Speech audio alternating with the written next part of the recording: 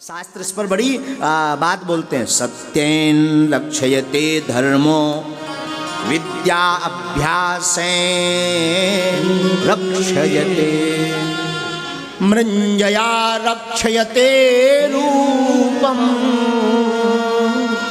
Coulomb वृत्ते रक्षयते। धर्म की रक्षा सत्य से है। किसकी रक्षा? धर्म की। धर्म की रक्षा सत्य से है। और एक बात गांठ बांध लीजिए, जीवन में प्राण निकल जाएं पर अपने धर्म की रक्षा करनी है। हम कई बार देखते हैं लोग धर्म के नाम पर बड़ा आडंबर स्वांग रचते, बड़ा आडंबर करते, बड़ा स्वांग रचते, बड़े प्रपंच करते। देखो, धर्म के लिए धन जरूरी है, अर्थ जरूरी है, ऐसा नहीं कि अर्थ जरूरी है। धर्म के लिए अर्थ जरूरी है, पर केवल अर्थ के लिए धर्म जरूरी नहीं।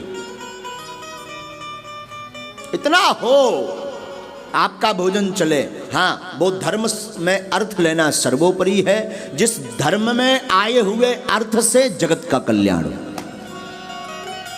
कथा हो रही और कोई 10 लाख चढ़ा गया और उस 10 लाख को गरीब कन्या के विवाह में, भंडारे में, किसी दीनहीन को मंदिर की व्यवस्था में, ठाकुर जी की सेवा में, भूदेव ब्राह्मण की भोजन व्यवस्था में, संतों की सेवा में, संतों के भोजन की व्यवस्था में अगर लग गया तो आपका धर्म और आपका अर्थ दोनों बढ़िया है।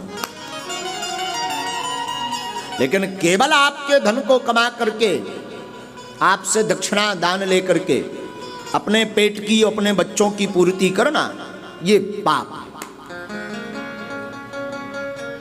तो मैं प्रार्थना करूं, सत्य से धर्म की रक्षा होती है। जो सत्य का आचरण, कई लोग कहते हैं महाराज वो तो बड़ा धर्मात्मा है, धर्म के लिए खूब बोलते हैं। धर्म के लिए बोलना नहीं है, धर्म के लिए सत्य का आचरण करना है।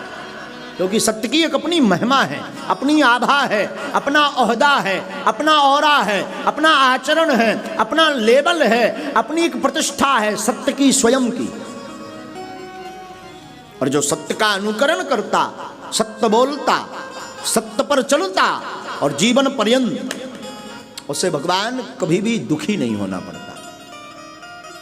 और इस शास्त्र इसमें बड़ी प्यारी बात, सत्येन धार्यते पृथ्वी सत्येन तपते रविः सत्येन वाति वायुश्च सर्वे सत्यम प्रतिष्ठितम।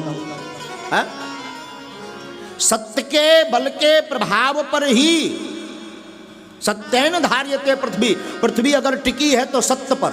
आप विचार करो, थोड़ा सा शेषनाग जी खिसक जाए तो भूकंप आ जाता है, सुनामी आ जाती है। और 2-4 प्लेटें नीचे की खिसक जाएं तो पृथ्वी और हम कहाँ जाएंगे? जय जय सीताराम हो जाएंगे, 13 भी ना होगी। हाँ, वैसे मर जाओ तो 13 ही होए, पर इकट्ठो पूरा गांव को गांव नेचर चलो जाए फिर को 13 ही करवे वारो बचत है। बोलो सीताराम। 13 ही कब हुई है? जब बचे ही ना सब जने। तो सत्येन धार्यते पृथ्वी, सत्य के बल पर पृथ्वी टिकी है। सत्येन तपते रविः, सूर्य भगवान अगर तपन देते हैं, सूर्य भगवान में तेज है तो सत्य पर, इनका सत्य क्या है? ये समय पर आ जाते हैं। और 3 चीजें कभी नहीं छिपती, ध्यान दीजिएगा। क्या? सूर्य, चंद्रमा और सत्य। पुनः सुनिए, 3 चीजें कभी नहीं छिपती सीताराम जी। काका? सूर्य, चंद्रमा और सत्य। कितना भी बादल आ जाए, कहीं ना कहीं भाई साहब मिस कॉल मारे ही दे।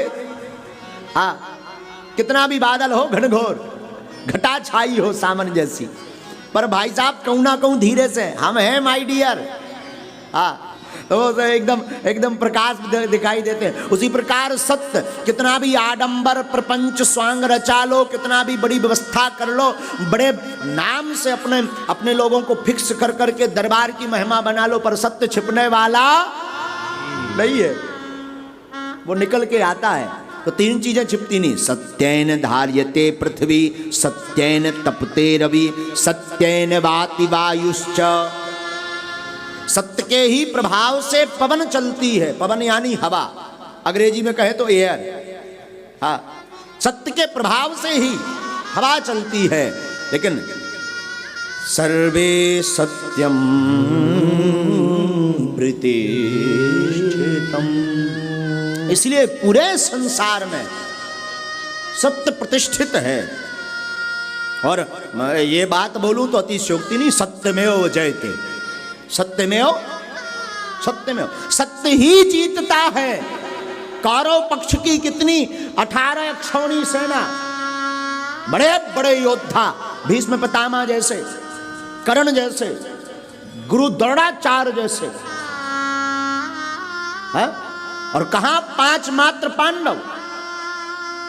लेकिन एक बार की मुझे कथा स्मरण आती है, कोई महापुरुष हमें सुना रहे थे। एक बार कौरव और पांडव दोनों बैठे हुए थे, तो भगवान श्री कृष्ण किसके पक्ष में रहेंगे इस पर विचार चल रहा। तो भगवान ने दुर्योधन को पूछा, तो दुर्योधन कहते हैं भगवान पहले हमें बताओ तो मटेरियल क्या क्या है। तो भगवान श्री कृष्ण कहते हैं दुर्योधन, एक तरफ मेरी इतनी लंबी सेना और एक तरफ केवल मैं अकेला, वो भी बिना अस्त्र शस्त्र के रहूंगा पूरी महाभारत में। बताओ तुम मेरी सेना को पाना चाहते या मुझे? तो दुर्योधन कहता नहीं नहीं नहीं, दुर्योधन तो चाहता कि मुझे तो केवल सेना चाहिए, भीड़ चाहिए। पांडव कहते मुझे केवल कृष्ण चाहिए। भगवान ने यही किया, दुर्योधन को सेना दे दी और भगवान निहत्ते खड़े हो गए पांडवों के साथ। इतनी सेना भी नहीं, भगवान के हाथ में कोई अस्त्र शस्त्र भी नहीं, और पांडव मात्र 5, इनका उतना कोई साथ नहीं दे रहा। लेकिन भगवान सत्य श्री कृष्ण द्वारकाधीश जिसके साथ है, भला वो हार कैसे सकता है साथ? सत्य परेशान हो सकता, परास्त की क्षमता किसी में नहीं है। कोई आप पर उंगली उठाए कमेंट करे, अगर आप गलत नहीं हैं, अगर आप असत्य नहीं हैं, तो माय डियर मेरे प्रार्थना करूं साधु जी घबराओ मत। एक बार नाम लो गुरु का, अपने इष्ट का, अपने राम का, अपने कृष्ण का, अपने हनुमान का। ध्यान देना, सत्य परेशान हुआ पर परास्त नहीं हुआ। झूठ का बोलबाला तो चला।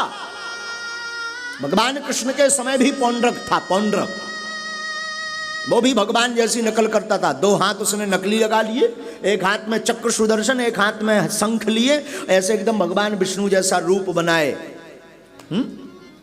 कोई आता था तो वो चमत्कार दिखाता था। क्या करता था?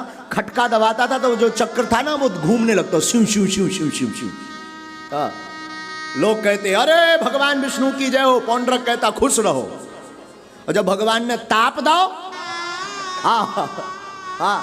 जब प्राण पखेरु उड़ गए, तब पता लगो कि जे तो भाई साहब नकली हथे काल लगी, असली वाले तो जेडीआर है।